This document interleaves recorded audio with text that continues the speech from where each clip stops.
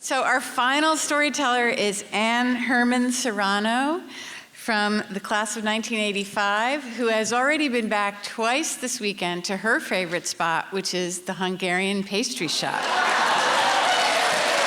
In 1985, it's pretty much the same person I am now, and a quiet, shy, reserved, but really filled with a passion for so many things, and especially words, so no surprise, right? I was an English major. And my favorite professor was Professor Barry Ulanoff. Now, he was incredibly elegant and erudite, but also very demanding, and he was not universally beloved by all students. He always wore these nice suits. He had sort of soft gray hair. He spoke, and it was just, his hands were beautiful. And he had a very old world charm about him. And one of my friends said to me, he's like, "Anne, do you have a crush on him?" I'm like, okay, first of all, he's 67. But she wasn't completely wrong, because I did have a crush, but it was aspirational. Because I wanted to be in my life the way he was in his, with the same elegance and the erudition, and just knowing who I was and sure of that.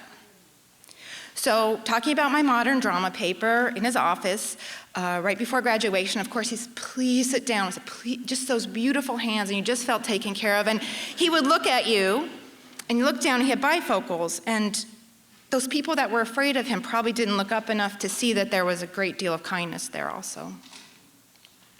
So he said, "Anne, what are you doing after graduation?" And I said, "Well, I am going to go to London for a few months, maybe longer."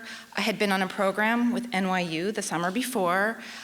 Dream for an English major, right? But what I didn't tell him, the reason I was going back, because I could really barely admit it to myself, which was that I was trying to remake a broken love affair with this handsome, charismatic, articulate, witty, amazing Englishman I had met the summer before. So, as I said, Professor Ulanoff and I did not have personal conversations. I really highly doubt he did with anybody, but he said, "Marvelous, please write me and let me know how London is." I said, "Great." Thinking, of course, I never would, because I would never be so presumptuous as to bother him. So a few weeks after graduation, I found myself in London. I got a little bedsit in Notting Hill Gate, which was super grungy and grimy, a lot like Morningside Heights in the mid-'80s, right? And I also somehow screwed up enough courage to go to this little theater, a little off-fringe theater up above the top of a pub at the end of my road, and they let me work box office there a few nights a week. And it soon became really clear that the only people I was talking to were those other people at the theater those few evenings, because I couldn't remake that love affair. And I think we all know what it's like, that deep, profound fissure in your heart when that happens to the first person you really and truly love in that way. And not only that, but I had just graduated from school. I was at a loss. I was in a foreign country. I know they speak English, but we all know it's a foreign country. What is that, 2 countries divided by 1 language? I think that's the expression. So anyway, I tried to fill the emptiness with the way I still do, with music, with museums, with walking, with the theater. And I did write letters, but if you'd write a letter, send it off, airmail across the pond, took 7 days, and if a friend would write you back, take another 7 days. So it was 14 minimum to hear back from a letter. I also called my parents in Colorado a few times, and we had to call collect, and that was really far. So I was standing in the red phone booth, and I'd be on the line and call my parents, and you would hear a click, click, click, every 30 seconds on the international line. With every click, I could feel the money, my parents' money, just dropping down the phone line. But I could also feel just the swell of despair and sadness and isolation and invisibility And so I really had to cut those phone calls off. It was just too painful. I didn't talk to them about those things, and even if I did, I just couldn't have bared to hurt them. So sometime in these weeks, I did write Professor Ulanov. I just wrote him simply about the theater I was seeing. I think I was just reaching out to whoever. And one day, after one of my ramblings, I came home, and there was a letter for me. 4th floor, Barnard Hall, was the return address. It was this big, small. I opened it up, I unfolded it, and there were 3 paragraphs. It was all typewritten. It said, "Dear Anne, it was lovely to hear from you. Thank you for letting me know what you've been doing." The second paragraph, he talked about some of the shows he and his wife had seen in London the summer prior. And the third paragraph consisted of 6 words, 3 and 3 with a semicolon between. English major. It said, "Know your worth. It is large." Know your worth.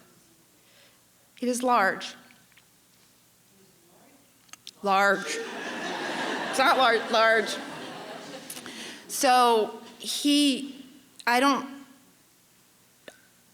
I never said anything. I don't know if he intuited something, or I just don't know.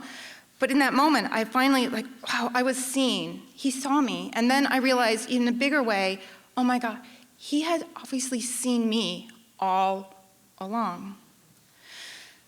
Roll forward 2 years, and I was in his office on the 4th floor of Barnard Hall asking for a recommendation to graduate school, and he said, sure. I didn't bring up the letter because it was too sacred to me, really. It meant so much. I just didn't want to break that magic spell. So he said, oh, Anne, what about the University of Chicago? And I thought, oh, well, okay, sure. That never crossed my mind. He said, I think you would really enjoy it there and you would love the city. Sure enough, I applied and I got in, and he gave me the gift of the beginning of my career as a professional editor, a career with words, Chicago, and it was also incredibly creative time for me with my own writing. And when I went to write the essay for the Moth, I went to the box where I keep those letters, very important letters for me, and I opened the box and I looked for it. And it wasn't there. And I looked again, and I couldn't find it. Now, okay, I'm an editor, anal retentive. I don't lose things.